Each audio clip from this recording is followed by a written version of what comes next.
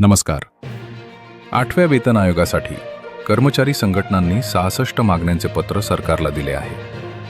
पण प्रश्न हा उरतो की यातील किती मागण्या सरकार मान्य करेल.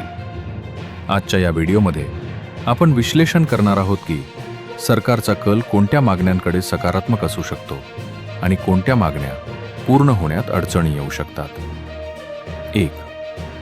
सर्वात महत्त्वाचा मुद्दा, किमान वेतन आणि फिटमेंट फॅक्टर सर्वात मोठी मागणी आहे. 69,000 रुपये किमान वेतन आणि 3.833 फिटमेंट फॅक्टर. सध्याचे किमान वेतन 18,000 रुपये आहे. ते थेट 69,000 होणे अर्थव्यवस्थेवर मोठा ताण आणू शकते. मात्र 7व्या वेतन आयोगावेळी फिटमेंट फॅक्टर 2.57 होता. तो आता 2.81 किंवा 3.00 पर्यंत जाण्याची दाट शक्यता आहे. किमान वेतन 26,000 ते 30,000च्या दरम्यान निश्चित होऊ शकते. 2. पेन्शन आणि ओल्ड पेन्शन स्कीम OPS. जुनी पेन्शन योजना OPS लागू करणे ही सर्वात भावनिक आणि मोठी मागणी आहे. अनेक राज्यांमध्ये हा कळीचा मुद्दा बनला आहे.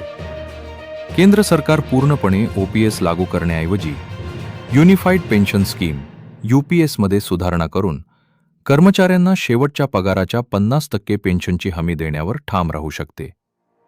86% पेन्शन ही मागणी मान्य होणे कठीण वाटते. 3. भत्ते आणि रजेबाबतच्या मागण्या HRA आणि LTC. सकारात्मक बाजू, घरभाडे भत्ता, HRA वाढवणे आणि भत्त्यांना महागाई भत्त्याशी जोडणे या मागण्यांबाबत सरकार नेहमीच सकारात्मक असते.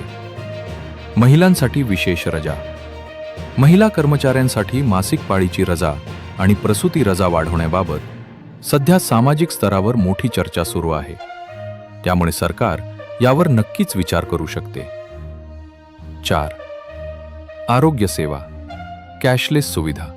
पूर्णपणे कॅशलेस उपचार ही मागणी मान्य होण्याची दाट शक्यता आहे. कारण सरकार डिजिटल हेल्थ मिशनवर भर देत आहे. CGHS मधील त्रुटी दूर करणे हे सरकारच्या अजेंड्यावर असू शकते. 5. सेवा अटी आणि अनुकंपा नियुक्ती. अनुकंपा तत्वावरील नियुक्ती 100% करणे हे धोरणात्मकदृष्ट्या अवघड आहे.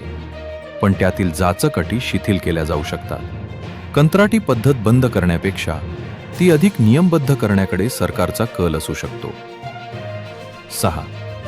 कोणत्या मागण्या पूर्ण होणे कठीण आहे.